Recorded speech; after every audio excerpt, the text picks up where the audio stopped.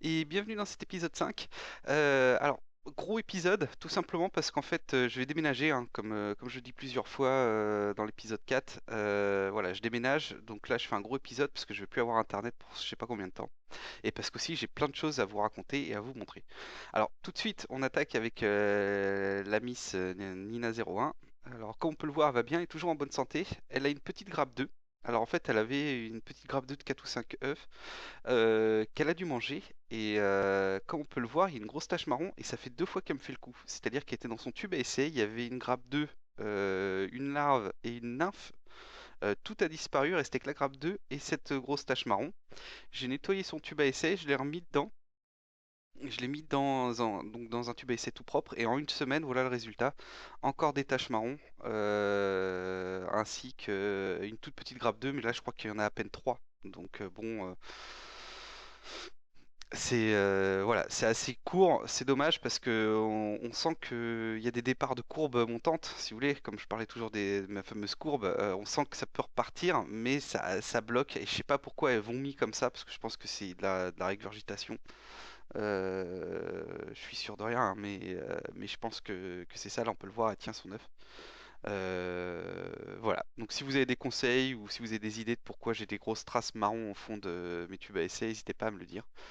Voilà. Mais en tout cas, elle se porte bien, donc comme je l'ai dit, on change pas d'objectif, on va espérer qu'elle reste en vie jusqu'à la diapause et puis faire un meilleur départ au mois de février de l'année prochaine. Alors concernant la Miss Lily 02, ben, c'est le point mort. En fait, elle a arrêté de pondre depuis maintenant à peu près 15 jours, 3 semaines. Donc voilà, on est vraiment sur du point mort, pas de courbe qui essaye de monter, rien. En fait, une courbe même linéaire, hein, qui est pas d'évolution. Voilà. Alors, je tenais à dire, parce qu'il y a quand même eu du changement, hein, même si on le verra pas sur ces vidéos-là, je tenais à dire que sur le forum, il m'avait été conseillé froidement, mais avec du bon sens, qu'il fallait que je la booste. En fait, on m'avait fait un topo un peu sur ma gestion générale de mes colonies.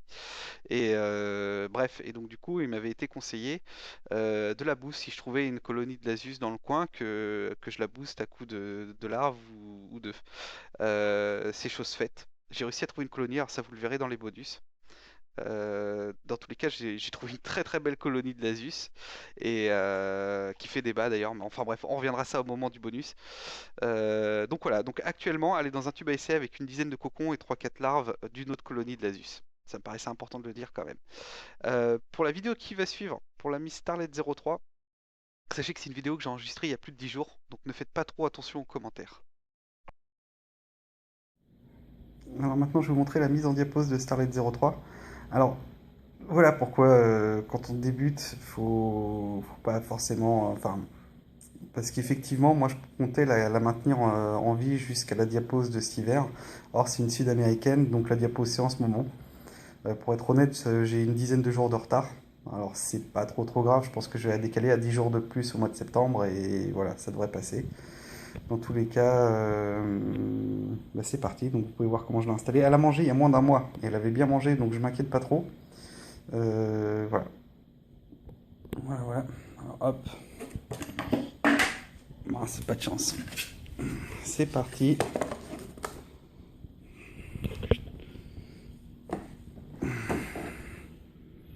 Dans le frigo, ici, ma petite boîte. Voilà.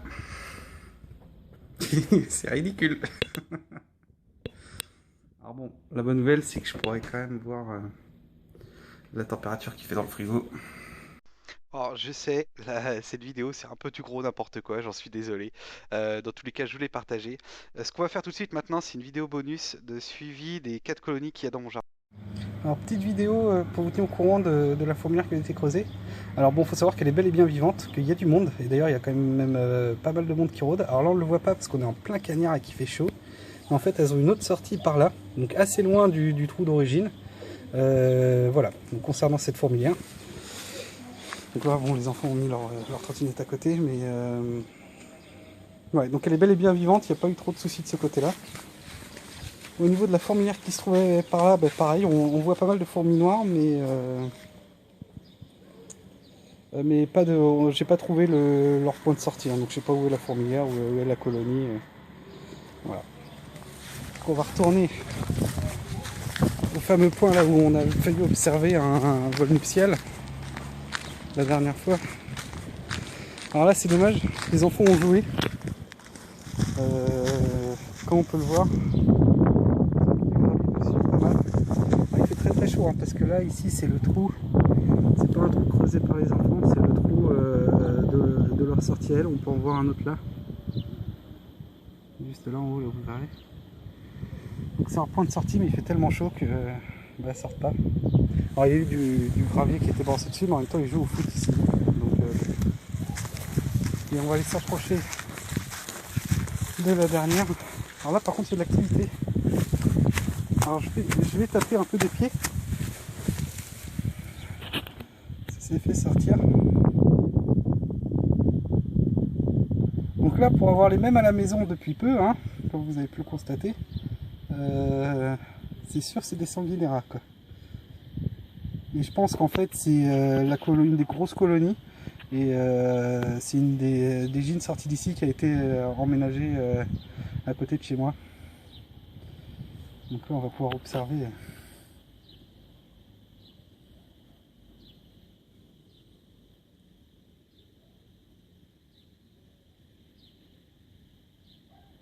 Là, la grosse chaleur ça les dérange pas. Donc voilà, c'était pour vous donner une dernière fois des nouvelles de ces 4 colonies parce que je déménage le week-end prochain. Voilà. Donc c'est dommage, j'aurais bien voulu récupérer des gînes d'ici. En sachant qu'en plus tout à l'heure là il faisait très très lourd, même là il fait encore très très lourd, ça se trouve ce soir je pourrais en avoir. Mais bon. Parce que là je sais que cette colonie là, hein, comme vous avez pu le voir, elle est assez vieille et assez populeuse pour faire des vols.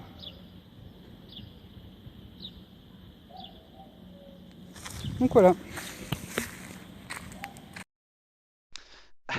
Alors, comme tout déménagement, on est obligé de on tombe sur des vieux trucs qu'on se doit de trier. Là, en l'occurrence, c'est 2 aquariums. Alors, les concernant, en fait, à la base, ils devaient partir pour Emmaüs. Et puis, à la dernière minute, je me suis dit que non, non, vu que j'allais avoir pas mal de place dans mon prochain logement, du moins pour cette passion-là, bah, du coup, je me suis dit, je vais les recycler. Donc, je me suis pas mal renseigné sur le forum. Il y a des trucs, il y a des mecs qui font des trucs super. Alors, à l'avenir, j'aimerais faire quelque chose beaucoup plus compliqué avec des plaques de plâtre, des systèmes d'humidification et tout. Bon, faut du temps et du talent, chose que je n'ai pas. Donc, pour le moment, j'ai paré au plus pressé. Je voulais faire un truc viable tout de suite pour justifier le fait de ne pas acheter ces aquariums, enfin de pas donner ces aquariums, tout en me laissant la possibilité d'évoluer. Donc j'ai coulé la plaque, la dalle de béton comme ils font tous, hein, ceux qui rénovent. C'est logique en même temps, il y a un demi-centimètre de plastique au fond de l'aquarium qui nous empêcherait de voir les fourmis, donc on n'a pas le choix de rehausser le niveau. Et à ça, je me suis inspiré en fait d'un système d'élevage classique hein, fait par Libertango, c'est-à-dire qu'il pose à même le sol les tubes à essai qui bloquent lui souvent avec des gros blocs de plexi. Moi, du coup, je me suis dit que je les bloquerais pour un côté esthétique, sous des décorations pour les arts en fait. À ça, j'y ai rajouté une fausse plante. C'est plus dans mon goût à moi en fait, ce côté un peu naturel. Donc c'est pour ça que je l'ai joué comme ça, même si pour le coup, on est 100% plastique. Et ça me laisse toujours la possibilité d'évoluer, chose que j'aimerais faire plus tard en fait. Voilà. Alors voici la grosse nouveauté de mon cheptel, PT04, une crématogaster. Donc elle m'a été envoyée par Fourmis91 dans ce magnifique emballage que vous pouvez voir. Je tiens à le remercier et à le saluer pour son sérieux et comment il m'a tenu au courant et tout. Enfin un super gars, merci à toi. Donc une colonie qui m'arrivait avec 11 individus. Il y en aura un petit peu plus, mais bref, c'est pas grave. Et actuellement, il en reste plus que 9. Alors, voilà, donc ce qui s'est passé en fait, c'est que j'ai fait le déménagement, relié tuyau à tuyau, et ces bruits-là, au bout de 2-3 heures, même pas, j'ai une connerie, au bout de 2-3 heures, elles s'étaient installées dans le tuyau, mais le lendemain, elles étaient encore dans le tuyau. Donc j'ai décidé en fait, avec un coton-tige tout simplement, de doucement et sûrement les pousser vers le nouveau nid, enfin le nouveau tube à essai. Et du coup, bah, ça s'est fait comme ça. Alors il y en a deux qui ont disparu, je sais pas où, ni comment, ni quand. Mais bon, c'est une colonie qui se porte bien, la gine a repondu. Voilà, donc du coup, ça m'a permis de mettre en place aussi un système, parce que je sais que ces fourmis-là aiment bien la chaleur. Ça m'a permis de mettre en place un système, en fait, et c'est chose que je faisais pas avant. C'est vrai que j'en ai pas parlé en parlant de Nina, ni de Lily, ni de Starlet. J'ai mis en place un système de chauffage, c'est-à-dire que dorénavant, je chauffe la journée et pas la nuit, ce qui leur permet d'avoir un cycle jour-nuit peut-être un peu plus proche de la réalité. Avant, j'avais tendance à chauffer H24 à 27 degrés.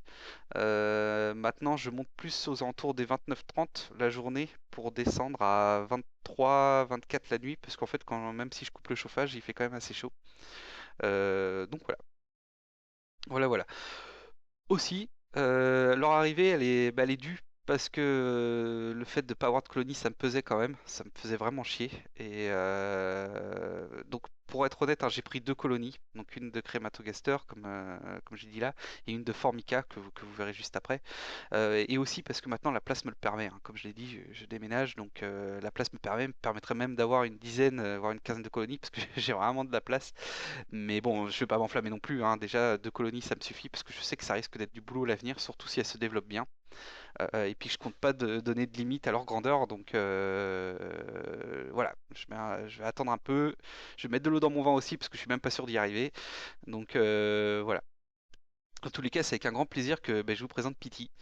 La gine a l'air en bonne santé. Elles sont très actives, très nerveuses. Hein, c'est la fameuse fourmi acrobate. Certaines personnes, ça en parlera plus. Elles sont petites aussi, vraiment petites. Même là, avec le microscope USB, on le voit bien. Elles sont pas, enfin, on les voit pas super bien, quoi. Elles restent quand même petites à l'écran. Donc voilà. Voilà, voilà. Donc on va pouvoir suivre les péripéties de cette nouvelle colonie, en espérant que elle se développe et que tout aille pour le mieux pour cette gine et sa colonie.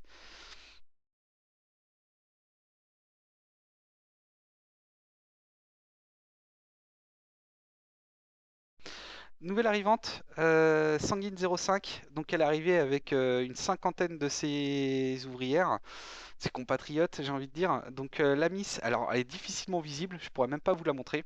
Donc quand elle est arrivée, en fait, elle est arrivée dans la fameuse boîte que vous avez pu voir, hein, par un site de grande qualité allemande. Vous aurez compris le sous-entendu. Et donc elle est arrivée dans une espèce de boîte avec plein de mousse. En fait, elle était tout dans la mousse. Donc j'ai vidé la mousse avec un tube à essai dans un aquarium. Enfin, dans un aquarium, c'est un produit à eux aussi. C'est l'espèce de truc qu'ils font. Enfin, ça ressemble à un aquarium, quoi, mais ça n'est pas un. Enfin, bref. Et donc, j'ai laissé passer comme ça 3 jours. Au bout de 3 jours, effectivement, elle s'était donc installée dans le tube à essai. Et de là, j'ai refermé, j'ai viré la mousse. Et je les ai réinstallés de manière propre et définitive, donc dans cet aquarium tout propre. Ça ressemble beaucoup à ce que fait Libertango, c'est-à-dire que c'est du très classique, il y a deux tubes à essai bloqués par un petit point d'eau et fin de l'histoire, quoi. Et un petit point en fait où je peux mettre de la nourriture dedans sans tout pourrir. Voilà, donc comme on peut le voir, elles ont des œufs. Elles devaient être entre 15 et 30, elles s'approchent plutôt de la cinquantaine. Elles sont assez monstrueuses, très agressives. Elles sautent, elles sont assez impressionnantes. Il y a beaucoup de choses à dire. Alors je reviendrai plus longuement sur leur comportement dans une prochaine vidéo plus tard, quand j'aurai le temps aussi d'analyser et de voir ce qui est occasionnel ou ce qui est vraiment, voilà, parce qu'il y a eu quand même beaucoup de chamboulements pour elles. Donc il y a eu des naissances. Ça c'est sûr, on peut le voir là, avec leurs couleurs, elles ont quand même des couleurs différentes. Il y a aussi d'autres espèces de fourmis. Voilà, en sachant que ces fourmis-là, donc je leur ai donné des cocons de Lasus qu'elles ont capturés. Donc c'est un essai que je fais, c'est peut-être une connerie, certains vont peut-être gueuler. Mais bon, voilà, j'ai voulu essayer de voir si elle prenait en esclave aussi le Lasus. Vu qu'en fait, vous allez le voir dans les prochaines vidéos qui vont suivre, mais il y a une grosse colonie chez mes grands-parents qui fait débat parce que mes grands-parents veulent la détruire, tout simplement parce qu'ils accusent les fourmis de tuer leurs plantes. Alors moi, je me dis que non, ça se trouve, j'ai peut-être une connerie, j'en sais rien. Enfin, tenir tête à ma grand-mère de 80 ans, c'est pas évident parce que peut-être elle s'y connaît mieux que moi quand même. Mais elle me dit si, qu'elle lui bouffe sa plante et tout. Enfin, je vais parler de cette colonie, vous me direz vos conseils parce que pour le coup, j'ai vraiment besoin de conseils. En tout cas, voici donc la nouvelle arrivante. Alors, je vais vous laisser apprécier le bonus. Il faudra qu'on parle quand même de la situation concernant cette fourmilière qui pose problème et débat au sein de ma famille. Alors, je viens juste d'enlever le pot qui est ici. Ah, tu pourrais. Je fais une petite vidéo parce que c'est quand même à voir là.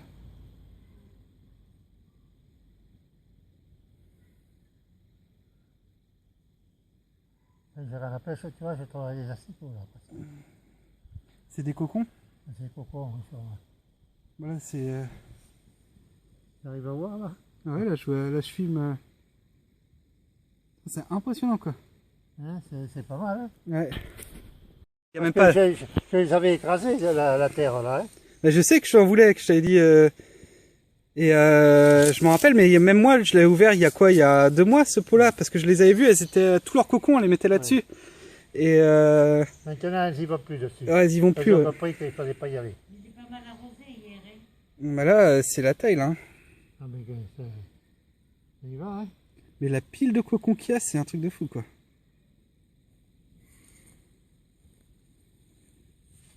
C'est pas la petite fourmilière, quoi.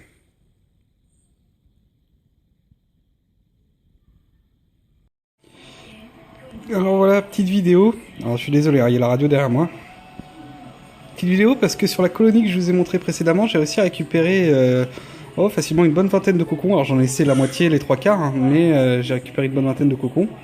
Alors c'est des cocons de l'Asus Niger et voilà, je comptais les mettre avec mes Formica.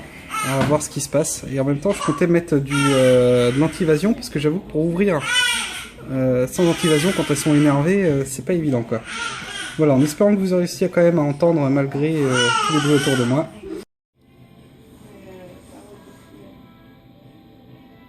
Ça regarde, quoi, ça observe, ça se voit timide.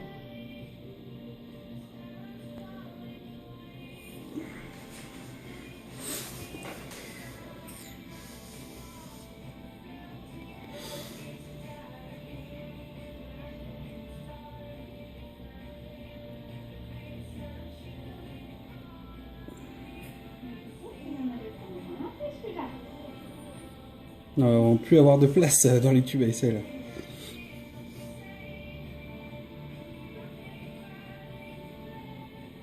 Mais si elle tombe pas, ça va à quoi? Bah, ça lui fait des ouvrières en plus.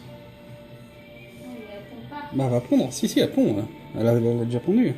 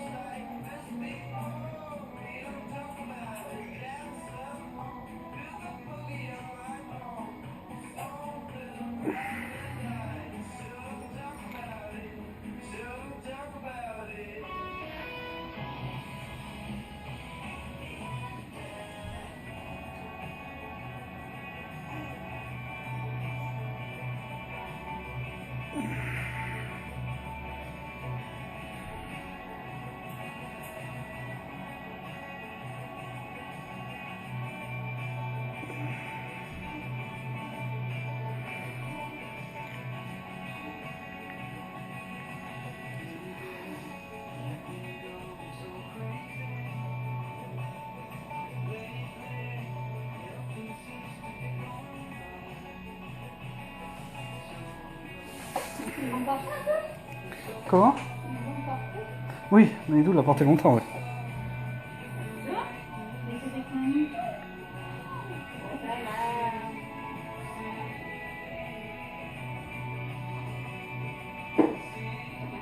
Bouge pas, Alice. Non, pas avec mon portable.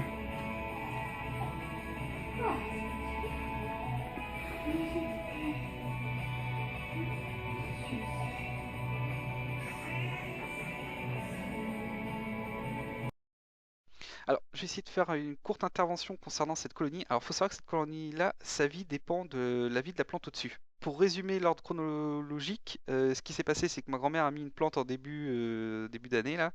La plante est morte. Elle en a mis une deuxième. La deuxième plante meurt. Mon grand-père voit qu'il y a une fourmilière en dessous, la balaye. Voilà.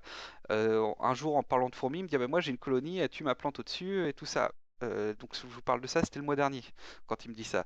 J'ouvre le pot, effectivement il y avait bien une colonie. Entre les deux pots, en fait ils y avaient installé tous leurs cocons, mais il n'y avait pas cette espèce de dôme en terre qu'on a pu observer. Elle ressortait pas, elle n'était pas en 3D, c'était vraiment à plat, il y avait juste un trou où il y avait énormément de fourmis qui en sortaient, mais rien de plus. Donc ça c'était le mois dernier, et ce mois-ci en fait en faisant l'observation, bah, effectivement, on a pu remarquer cet énorme dôme qui s'est construit en moins d'un mois, hein. Donc autant dire qu'elles ont bien bossé, autant dire qu'elles sont extrêmement populeuses. Voilà. Et par contre, le hic, c'est que ma grand-mère me certifie que c'est les fourmis qui nous tuent sa plante. Alors je lui ai dit que non. Je lui ai dit que c'était pas possible, en sachant que en fait j'en sais rien, si c'est possible ou pas. Donc n'hésitez pas à me dire si c'est possible ou pas que les fourmis tuent des plantes. Et pareil, je lui dis aussi que je viendrai la récupérer si jamais elle voulait s'en débarrasser de la colonie. Voilà. Alors j'ai fait ça juste pour la récupérer, pour être au courant. Si un jour ils décident de détruire la colonie, d'être au courant en fait, d'avoir une dernière intervention possible, voire leur acheter une plante en disant bah non t'embête pas, c'est bon, je t'en ai racheté une, on réessaye une dernière fois, voilà, parce que c'est pas vrai, je compte pas la récupérer cette colonie. Enfin sincèrement ça m'emmerderait énormément.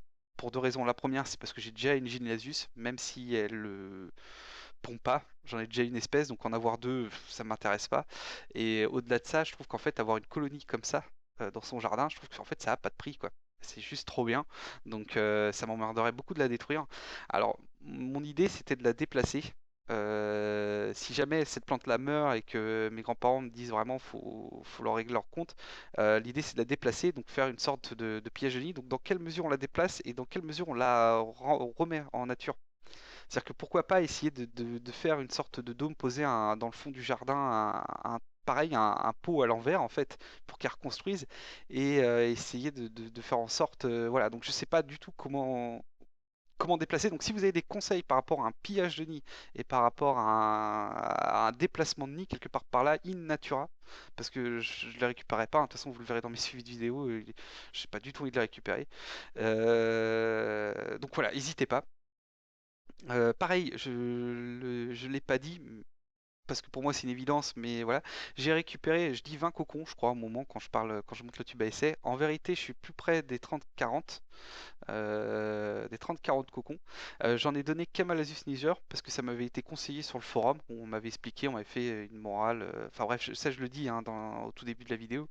Et ça m'a été conseillé. Donc j'ai tenté Malasus Niger et j'ai donné aussi à mes Formica parce que je sais qu'elles sont esclavagistes, qu'elles les gardent, qu'elles vont pas les bouffer tout de suite. Donc je l'ai tenté comme ça.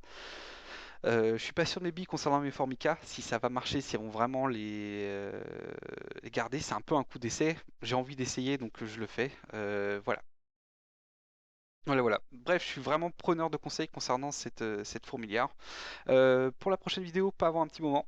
Comme je l'ai déjà dit et je me répète, je déménage, donc je vais plus avoir internet. Donc il va se passer un petit moment. Puis en plus de ça, c'est l'été. Enfin, vous voyez bien, il fait beau. Autre chose à faire. Et puis il y a la Coupe du Monde, hein, quand même. Donc bah, en espérant qu'on soit champion du monde d'ici ma prochaine vidéo. Je vous dis à très bientôt tout le monde. Ciao, gros bisous, bon été, bonnes vacances, tout ce qui va bien, profitez bien. Et bah, à bientôt tout le monde.